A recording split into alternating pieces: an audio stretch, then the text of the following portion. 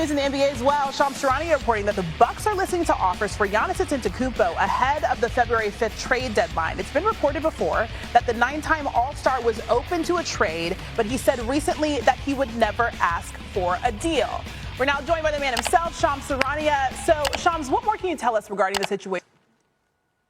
Christine, sources tell me Giannis Antetokounmpo has made it clear that he's ready and prepared for a trade from the Milwaukee Bucks, whether it's at the trade deadline or in the offseason. My understanding is Giannis has communicated to the organization for months now that he believes it's time to part ways after 13 years together, a championship together. And so the Milwaukee Bucks have gotten aggressive offers from multiple rival teams over the last several days.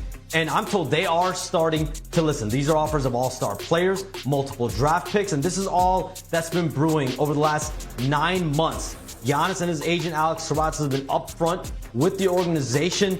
He wants to compete for a second championship, and the Bucks had sold Giannis on competing and contending in the Eastern Conference after waiving and stretching Damian Lillard for Miles Turner in the offseason. But this team is now 12th in the Eastern Conference. Charlotte has surpassed them in the standings, and the second half will mark mostly by where they're going to finish in lottery positioning more than whether Giannis will return for them with a calf strain 8 days to go before the NBA trade deadline. Okay, so you said that Giannis is ready whether it happens before the trade deadline or the offseason, but what is Milwaukee looking for to complete a deal for Giannis at the deadline? Christine, my understanding is the Bucks have indicated to rival teams that they would want as a price point a young blue chip talent player and or a surplus of draft picks. So the Bucks are already receiving these offers, dozens of calls, dozens of offers. They're going to sift through them this week, next week. They have told teams, though, they are not in a rush. They could handle this as well in the offseason. But in all of this, Giannis has a level of control here. Just like Kevin Durant a summer ago, Giannis is essentially entering an expiring year on his deal. Next season, the 2026-2027 season, will be an expiring contract essentially for Giannis, as he's going to be contract extension eligible this offseason. So that gives him a level of control to be able to tell teams, I don't want to go there, or I do want to go there, which in turn, a team will only give up what it will take for Giannis if he wants to be there long term. So he does have a level of control in all of this. All right, you see it at the bottom of your screen there. We're just over a week away from that deadline. You can catch more of Shams here on ESPN at 3 Eastern on NBA Today. Shams, thank you. Let's bring in 3-time NBA champion Danny Green. So, Danny, what is your reaction to Giannis being ready for a new home ahead of the trade deadline? I mean, I'm not shocked. Are you? I mean, this is something that's been kind of going on for the last couple of years now. Finally, he's come out to say it. But we've known there's been rumblings. He's been wanting to go to New York. He's been exploring maybe Miami, those type of situations. It's been time. The writing's been on the wall. It's just, finally coming to a head. So, yeah, we want to see a great player like Giannis playing meaningful basketball and being in contention. So right now he can't do it in Milwaukee, so we want to see him elsewhere, and it's time. So the writing's been on the wall. Yeah, I mean, he's been talking about it all offseason. It's been back and forth. I said it, I didn't say it, but you just heard Shams say there are several aggressive offers on the table for Giannis. Which teams are you watching the closest heading into the deadline? I mean, I like the Spurs for him. I think that's a great situation. Even in Houston, the teams that can trade for him and can win and contention aren't in a rush, though. Like the New York Knicks, for example, a team that he's talked about wanting to go to, quote unquote. They just don't need to make a move right now. They're not in a rush. The East is so wide open, but they want to see what they have this year. Same with San Antonio, same with Houston, same with OKC. Like, those are the teams that I don't expect them to panic mode and push the button. But the teams that I am looking at are like the Atlanta Hawks, the Miami Heat, even the Golden State Warriors. Like, those are the teams that right now have an advantage because they need to win right now. Well, Golden State needs to win right now, but Atlanta and the other teams, Miami, they have time. They don't need to win right now. They can, acclimate him in throughout the offseason, throughout the second half of the season and next summer, and then kind of rebuild for the following year. Yeah, we know he wants to go to a contender. I just feel like it'd be so awkward if he doesn't get dealt before the trade deadline because he's on a team now that we know that he... Gonzalez. And, John, I'll go to you first with this one. It's a calf strain injury for Giannis. We're not shocked to have this news come out, but the timing of it just seems interesting. What do you make of it all? Yeah, I mean, I think that the Bucks landed on the right idea. They just did it at a time that probably wasn't beneficial to them, right? I mean, I think General Manager John Horst is a smart guy, but has mismanaged this thing. The Bucks front office has mismanaged this thing a couple times over, right? I mean, up to and including when they decided to waive and stretch Damian Lillard's contract in the offseason, just so that they could add $20 million in dead money over 5 years so that they could bring in Miles Turner and put him next to Giannis Antetokounmpo in the hopes that they could make another playoff run. Well, bad idea on that. And now all of a sudden they've arrived at the idea that they're going to move Giannis when he's got a calf strain right before the trade deadline. So if I'm the Bucks, yeah, okay, yes, you finally arrived at the idea of, yes, you should move on from Giannis. You just did it at a time that is probably not overly beneficial to the organization. Now, they're going to get some great offers, up to and including probably the Knicks. The Knicks are the place where Giannis reportedly over the offseason wanted to go to. The Knicks are also reportedly shopping Karl Anthony Towns, who hasn't exactly fit in this season. He's having an awful shooting season. He's been a defensive liability. That would be probably a good trade for both ends. I just think that the Bucks probably should have come to this conclusion much sooner than right now. And if I'm another team, here's the other thing. Getting Giannis, calf strain Giannis right before the trade deadline when he might not be back until right before the playoffs, if you're on a new team that has playoff aspirations, that worries me too. Yeah, this should have happened last June. I mean, at that point, you probably could have gotten a haul from Houston, San Antonio, one of these really asset-rich teams in the West. I think that ship has mostly sailed. But if you're operating at the deadline now, there are all of these restrictions that make it harder to make a trade. You've got teams dealing with hard caps. You've got teams dealing with roster size limits. If you wait until the offseason, a lot of these teams that are making draft pick-based offers are going to have access to another year's worth of picks. You've got guys on poison pill rookie extension contracts that suddenly become much easier to trade. Paolo Banchero is a name that gets thrown around a little bit as an option there.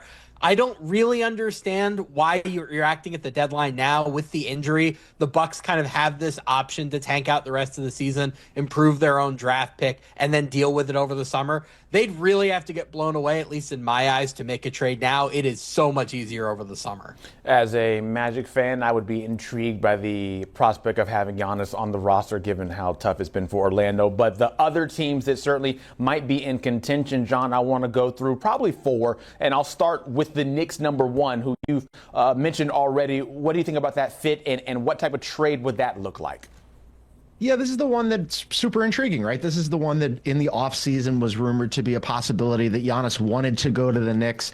And now all of a sudden the Knicks are in a situation where they're not exactly where they want to be either, right? Because they went to their first Eastern Conference Finals in 25 years last year. They came in with aspirations of going further, making it to the finals, potentially winning a championship. Well, Karl Anthony Towns is now reportedly being dangled. Now, the Knicks have pushed back on that a little bit. They've downplayed it a little. But this month of January has really, I think, opened eyes to what the Knicks could potentially be in their deficiencies, right? Because Karl Anthony Towns is the self-proclaimed best big man shooter of all time. Well, he's having a pretty bad shooting season, but he's still an all-star caliber player. So swapping these two guys, at least in terms of salary matching, makes a lot of sense. Now, the Knicks depleted their draft capital when they traded for Mikal Bridges. They gave up 5 first-round picks for Mikal Bridges, so it makes it a little less attractive from the Bucks end because you'd be getting Karl Anthony Towns, and then what? You're getting some second-rounders. I'm not sure that would necessarily be enough. As Sam mentioned, I think the Bucks would have to be absolutely blown away to make this move now and not in the offseason when you're basically having a fire sale right before the trade deadline, which we're only a week removed from. Karl Anthony Towns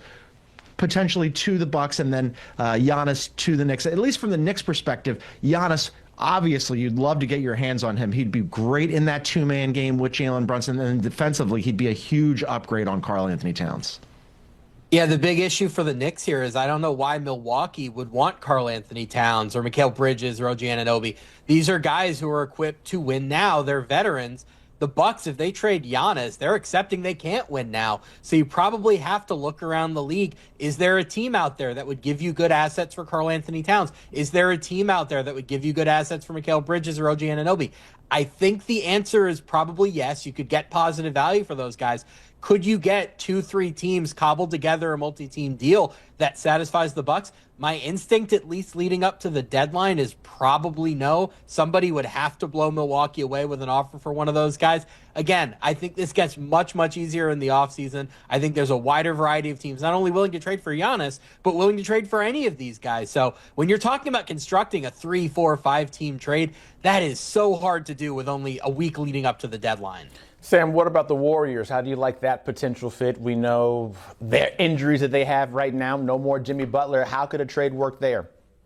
Yeah, if I were Milwaukee, I would love to get my hands on those deep future first round picks from Golden State after Stephen Curry, who's 38, presumably retires. If you could get their entire draft, right, that's all their first round picks in even numbered years, 26, 28, 30, and 32, and first round swaps in the odd numbered years, that is a very, very valuable package. Maybe not immediately, but it's something that could set you up 3, 4, 5 years down the line with some of the most valuable draft picks in the NBA. Pairing Giannis with Stephen Curry, I don't know about the rest of the roster, but that duo is about as perfectly fitting together as possible. You have the player who generates the most three-point gravity in the entire NBA with the player who generates the most rim gravity in the entire NBA. I think we had an idea that the Giannis-Damian Lillard partnership was going to be like that. It mostly didn't work because both of them needed to have the ball in their hands so much. Well, Stephen Curry doesn't need to have the ball in his hands that much. He's the greatest off-ball player in NBA history, so you have him running his marathon around screens while Giannis is attacking the basket. That opens up everything for everybody else, even with a weaker supporting cast. I'm at least intrigued enough with that idea that if I could trade all my first-round picks to get Giannis, I'm probably doing it. Yeah, from the Bucks perspective, you'd love to get future Warriors picks, right? Because this thing isn't going to be together in Golden State for that much longer. And I do think the idea of Steph and Giannis together, that's a fantasy basketball dream, right? I mean, seeing those two guys work that two-man game would be really something. The Warriors, though, as they've said, they're a fading dynasty. Does this get them over the line, especially when the supporting cast would be greatly weakened by bringing in Giannis and whatever combination of players and picks that you'd have to send out? Ostensibly, Jonathan Kuminga moves on to the Bucks. He'd get some run. He'd get to have a team and play games and get minutes and put shots up. I do also wonder, though, from the Bucks or from the Warriors' perspective about the spacing, because Steve Kerr has said over and over and over again that he doesn't like Jimmy Butler and Draymond Green and Jonathan Kuminga on the floor together. Well, Giannis can't shoot either. I guess you just paper that over because. All right, Dove Nation, lock in, because this is one of those moments where you can literally feel the ground shifting under the NBA. And if you're a Warriors fan, you cannot afford to ignore this. Shams just came out and said it clearly. Giannis Antetokounmpo is ready for a new home. Not maybe someday, not just rumors, but actually ready, whether it's at the deadline or in the offseason. And what makes this hit different is that for the first time, Golden State is not just a fan fantasy anymore. It's being mentioned by real analysts, real insiders, real front office logic. This is not Twitter madness. This is the league quietly acknowledging that the Warriors are one of the few teams crazy enough, desperate enough, and smart enough to actually pull this off. Let's start with the obvious truth that nobody wants to say out loud. The Steph Curry era is entering its final chapter. That doesn't mean he's washed, far from it. He's still all NBA level, still bending defenses, still carrying lineups that have no business winning games. But the margin for error is gone. There is no "we'll see next year" anymore. Every season from now on is a last dance season. And when you're in that position, you don't look for safe moves. You don't look for solid pieces. You look for nuclear options. And Giannis is the definition of a nuclear option. Think about the basketball logic for a second. Steph Curry creates the most three-point gravity in the history of the sport. Giannis creates the most rim pressure in the modern NBA. Those two forces together on the same floor is basically a cheat code. You run Steph off a screen, two defenders chase him, Giannis gets a free lane. You collapse on Giannis, he kicks it out to the greatest shooter ever. There is no correct defensive answer. You're wrong no matter what you choose. That's not hype, that's just geometry. And this is why this conversation feels different from the Jimmy Butler talk, different from the random star rumors we've heard over the years. Giannis doesn't need the ball the way some other superstars do. He doesn't kill Steph's game, he amplifies it. He doesn't slow the offense down, he turns it into a nightmare for every defense in the league. This is why analysts are saying the fit is actually perfect, even better than some of the superstar pairings we've seen fail in the past. Now let's talk about the part that actually makes this real, the assets. Golden State is one of the few teams that can actually make Milwaukee listen, not because of one young star, but because of future control. The Bucks aren't trying to win tomorrow, they're trying to survive the next 5 to 10 years. And what's more valuable than anything in the NBA? Future picks from an aging dynasty. Steph is 37, Draymond is not young. This core will not exist forever.